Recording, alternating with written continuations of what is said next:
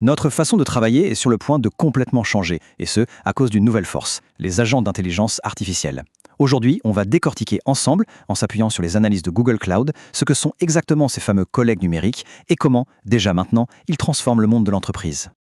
Cette vision de Google, elle est très claire. Il ne s'agit pas de remplacement, non, mais bien de collaboration. L'avenir, c'est un partenariat stratégique entre l'humain et la machine. C'est un changement fondamental dans notre façon de faire les choses. Pour répondre à cette question, qui est vraiment au cœur de tout, on va aller voir ce qui se passe sous le capot. On va regarder des exemples bien concrets et essayer de comprendre la technologie qui rend tout ça possible. Allez, on plonge dans le vif du sujet. On entre dans notre première partie, et là il faut bien comprendre un truc. On n'est plus dans la science-fiction. L'ère des agents IA, c'est maintenant, et ça force les entreprises à revoir complètement leur stratégie, dès aujourd'hui. Ce comparatif, il est parfait pour voir la transformation. D'un côté, on avait des tâches manuelles, répétitives. De l'autre, on passe à des flux de travail automatisés qui peuvent être super complexes.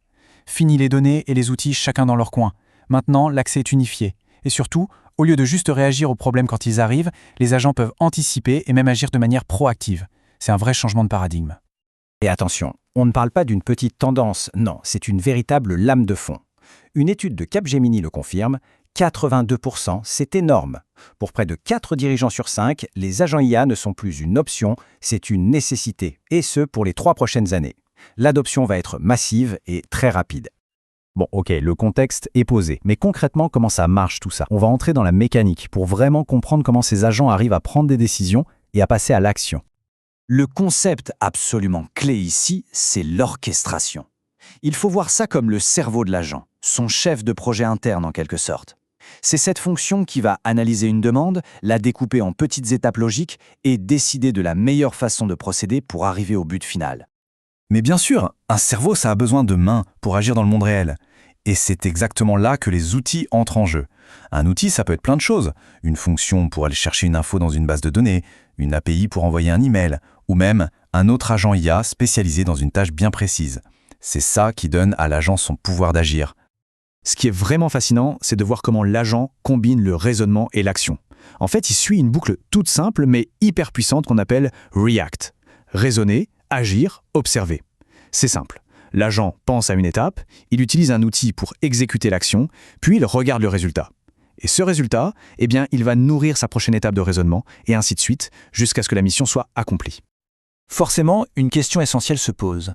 On sait que les modèles de langage peuvent parfois halluciner, c'est-à-dire inventer des faits de toutes pièces. Alors comment on s'assure que les agents, eux, restent fiables et basés sur des faits? La solution à ce gros problème, c'est un concept fondamental, l'ancrage, ou grounding en anglais. L'idée est assez simple.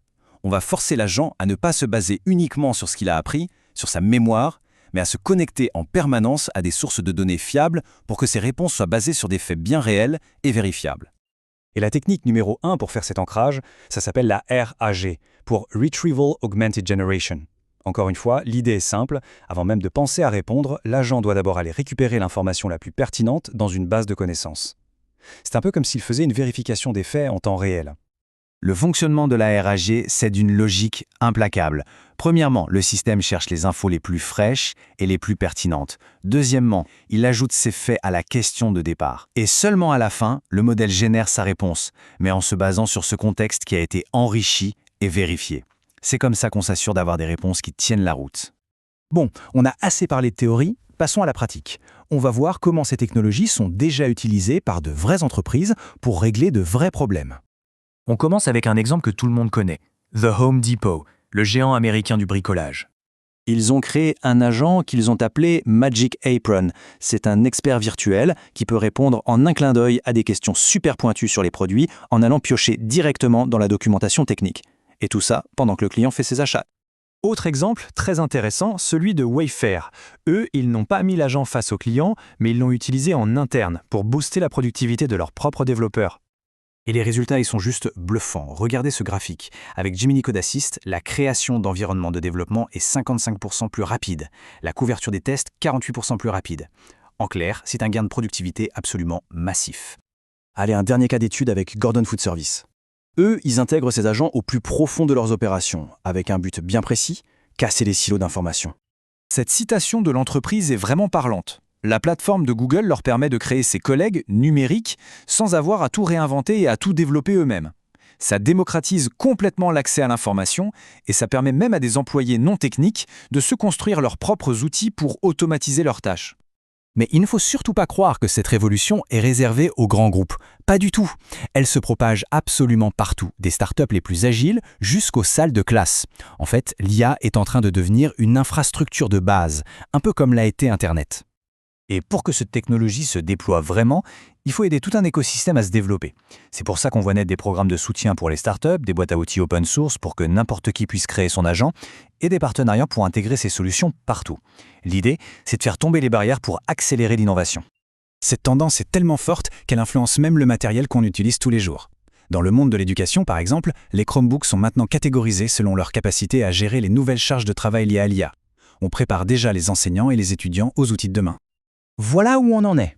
La technologie est là, les outils se développent à une vitesse folle et tout l'écosystème est en train de se mettre en place. Alors pour finir, la vraie question, ce n'est plus de savoir si ce collègue numérique va arriver dans nos entreprises, mais plutôt de commencer à réfléchir qu'est-ce qu'on va bien pouvoir lui confier. Quelles tâches, quels processus, quelles analyses? C'est la grande question à laquelle chaque secteur va devoir répondre.